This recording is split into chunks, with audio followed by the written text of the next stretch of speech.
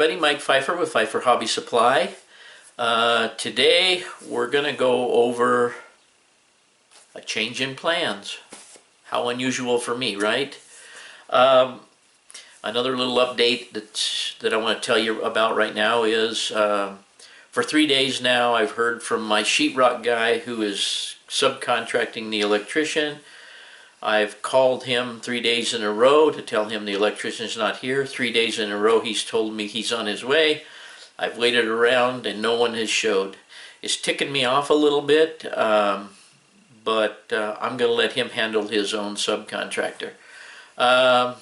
He's already said that he'll come by and do the measuring for the sheetrock and how much more insulation he'll need other than what I saved out there from the old shed. And if we can just get the electrician off of his hiney and start moving, I can start moving. But in the meantime, I've had too much time to think, so let's get on. What I'm going to do first is I'm going to preview, or I'm going to show you the other, explanation of the previous plan, and I'm going to go over it again. I'm going to play the video of that, of going over that again. Then I'm going to play you the video of me going over the current plan. The one I like better, actually. So that's all this is going to be about, and let's get with it instead of me jabbering. Okay, everybody, here is the revised track plan. I'm going to try and go through it with you a little bit and tell you why I did it, and we'll see how it goes. First of all, the main reason for changing it was, if you notice, everything is double track. Okay, so I can run trains in two directions. I decided I wanted to do that. You can see that I have a couple of sidings, one in particular over here on the outside of this track. I have one on the inside track right here. There's obviously several ways to get around the train in the yard. There's also a siding on the inside track right there. So that being said, you can study the shape of it, and we will discuss it a little bit. The two main lines, you can see them on the outside here, the purple and green. They are pretty much as they were. This corner is cut a little bit sharper. This is 15-inch radius over here. They're gonna just some undulation in the track here to make it look not so boring. It comes down here with the siding, goes around the back, along the back wall, makes a loop, comes in front of what will be the end of the branch line, comes along the front. You can see a branch line track there, goes around in front of the branch line over here, and goes around the yard, and then through this middle part of the yard here. Okay, because the electrician hasn't shown up, I became a little bit bored, so I started modifying the plan. And as I modified the plan, I actually made a copy of the other plan that you saw, that you've already seen in this video, actually. This is the plan that I came up with, and I actually like it a lot. As simplified as it looks, it gives me a whole lot more room to do what I want to do in this in the space that I have. So let's go over it a little bit, and I'll tell you what I got going on. Okay, first things first, I had saved my number 6 turnout yard, so I put in a number 6 turnout yard. It may not be a ideal situation, but I have the staging tracks on the back of the yard. Now mind you, this is only about 2.5 feet deep, so getting to it should not be a problem.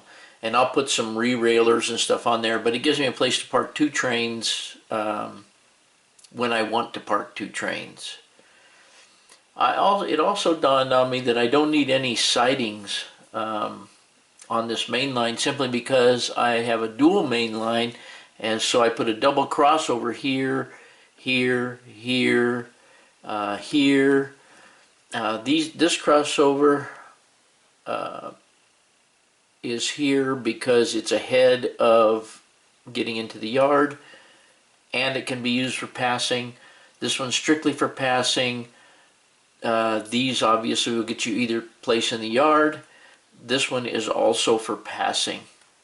This one is for passing. So I should have enough places to pass trains if I stop one somewhere. So that's the idea of that. This one here also serves as a way to get from the outside track to the inside track and then eventually get into the yard. Okay? So it can be used for either purpose, and that applies to both of this one and this one. Now, we're in the number 6 yard. We have the same engine house facility set up. We have caboose tracks. I have this long track right here for my maintenance away, which we've discussed. The yard setup is basically the same. I see that I could make a little change here and lengthen the length of that siding up there, which I'll make these refinements later on. But anyway, I have plenty of room for the engine facility. I extended this down just to extend the run and to give a nice long run out to back cars in and out of the yard. Now over here on this side, I don't have one here on the incoming track like I do over there, but I do have this track here, which is the branch line. So they can back trains up and down the branch line to get in and out of the yard there. Now that pretty much covers all of this. The branch line itself takes off right here, goes down, goes under this bridge, and we'll get to that in a minute. And then this is just a generic configuration here of where all the town and industries can go around this C shape here. I don't have any way to connect back to the main line on this particular version, and I'll show you why. It's going to come down here to the end, and it will go under the two main lines here and come back out and be able to go all the way back up and into the yard.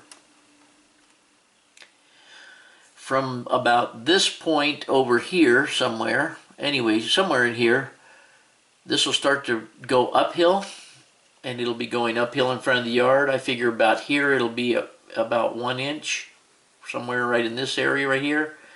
And by the time it gets over here, it will be up at 2 inches, and there will be a bridge across the branch line and the main line. Then it crosses over at the other main line, or the other side of the main line track, goes back along the wall, follows along the wall. This little thing here is basically for some type of scenery, maybe a tunnel, something of that nature. I don't know what it is, and I may change that at some point, but that's the idea right now. The main line will come down here, just splits for scenery value, comes around here, comes back down, comes back along itself here, and under itself. Back around, and there we go. It's not quite as complex of a mainline run as the other one was, but the part I like about it is I have all this room across here, and I have all this room here for people and standing. About the only pinch point will be this right here, which is going to be about 2 feet. Then I have all of this open space in here that I can adjust the depth of this and the depth of this. Now there are places here where I could go to 3 feet wide. This will not be one over here, obviously. And even if I went 3 feet wide here, I'd still have almost 4 feet in between there. I could go to, I'll be slightly over 3 foot wide here, like 3'6", which is about what I had widthwise on the old layout, and I still got plenty of room here. I could bring this out a foot and then take it in wherever I want to take it in. I mean, the fascia could be random. You know, this is not set in stone here. This could be anything. It could be nothing. All of these tracks I would just base on the structures that I'm going to put out there. And then there can be structures in here. I don't know how the door interference here will interfere, if it'll interfere with my spray booth underneath here.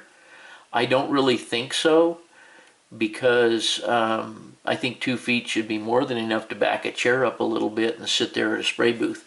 If not, I will move the spray booth over here to 45 underneath. There's no lower track here, no lower staging, no lower anything, and I like it that way. I believe, after staring at this, that I'm much more happy with this plan and the space that it affords me in there, and the main line long run. By the way, this will get up to 2 inches right here. I don't think I said it. But then this will increase or continue to climb until it gets to the highest point, which will probably be, I'm guessing, right over in here somewhere, possibly in this corner. Then the high track, which is the outside track here, will start going downhill,